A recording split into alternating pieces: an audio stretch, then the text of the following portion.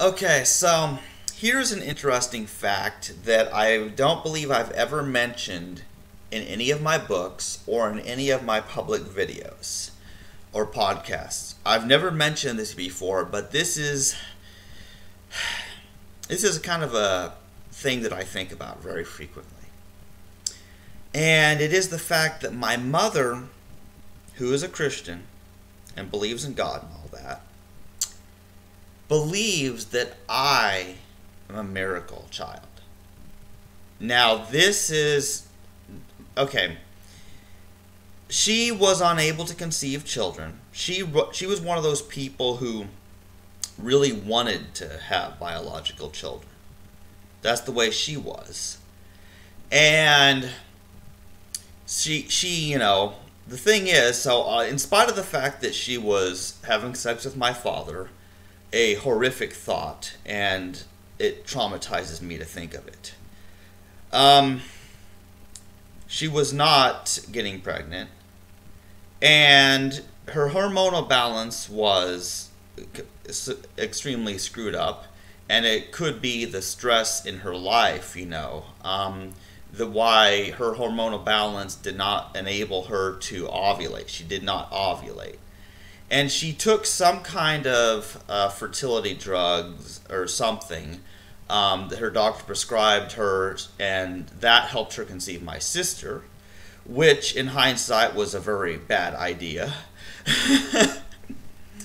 And then, supposedly, she felt that God gave her the desire to have another child.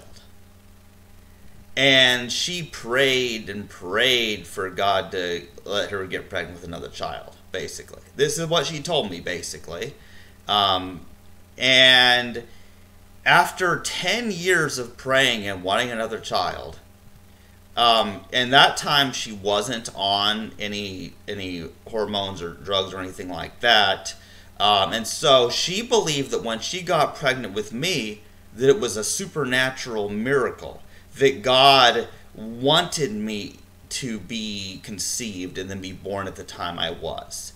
So that's the thing, is my mom, see, she believes this because she is religious, and as anybody who's paid much attention to my YouTube channel knows, I am not.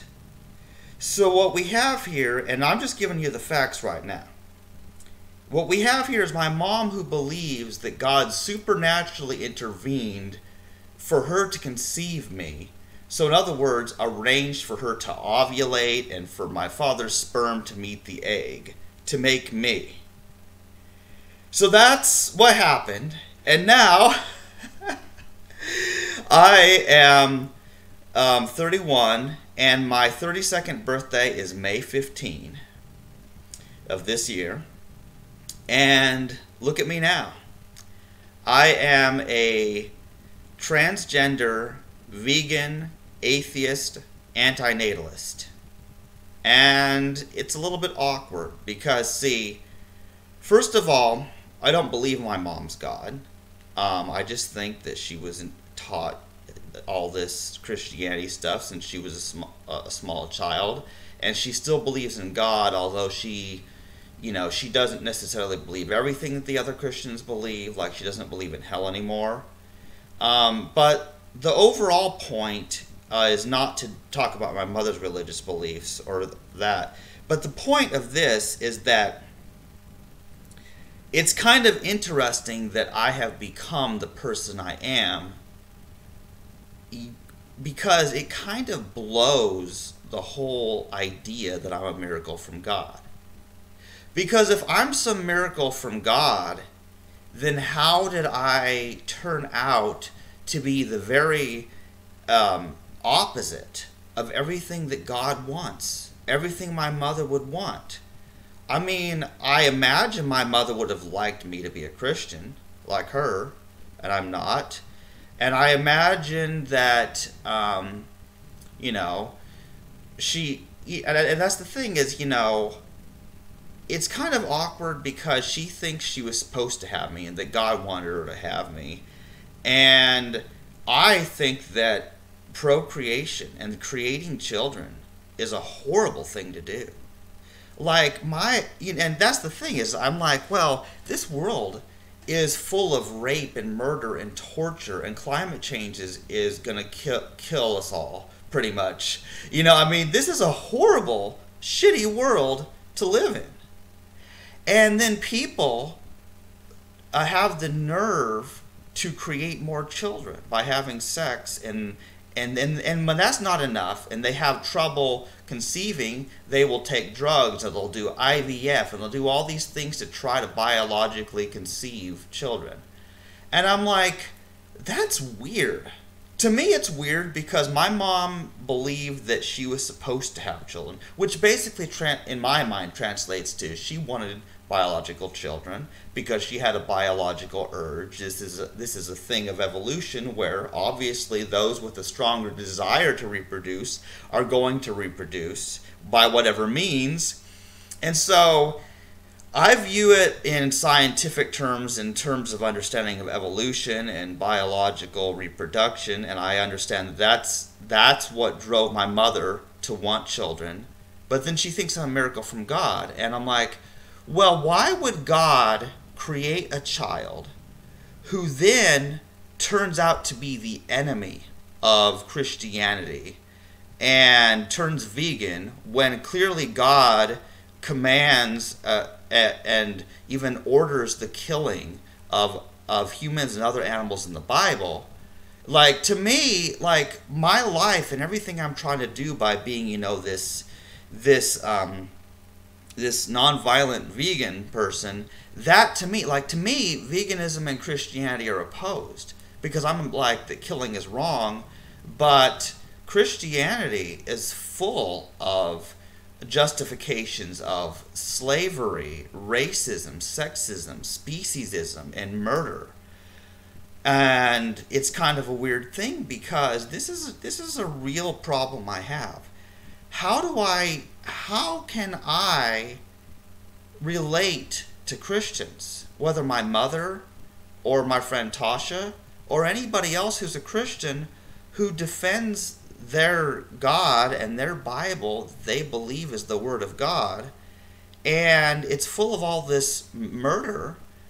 How can a vegan be anything but the complete enemy of Christianity? That is my question. And furthermore, how dare they, especially those who believe in hell, create children who they think might go to hell? I thought about this. Like, I remember I was probably a teenager at the time, and it occurred to me that, if people create children, then those children might go to hell, because I was a Christian and that's what I was taught, that's what I believed. And so I vowed to never have biological children back when I was still a Christian. And looking back on it now, it hardly matters, because as it turns out, I wouldn't have biological children anyway, for reasons of lack of interest in sex, and also because my private parts do not work. And so it's kind of a strange thing looking at it now that I have both an antinatalist philosophy, but sort of an antinatalist body as well. It's a very, very strange thing. And see, what happened with me, and this is very important, and I really want to get this across before I go to work, is that what happened to me is that my view on homosexuality changed. My view on homosexuality changed, and that was one of the things that led to my deconversion from Christianity. Of course, there was the whole animal sacrifice, and that I ended up a vegan because I'm against murder. And then there was also the abortion issue. There were so many ethical issues and so many different political topics that were coming up that I was reading about and hearing about. And then I realized that my opinion on these was not the Christian opinion. Because people know that it's hard to be a homosexual or to be okay with homosexuality and still be a Christian. Because there's stuff in the Bible, related to that.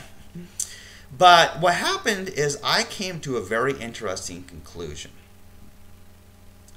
See,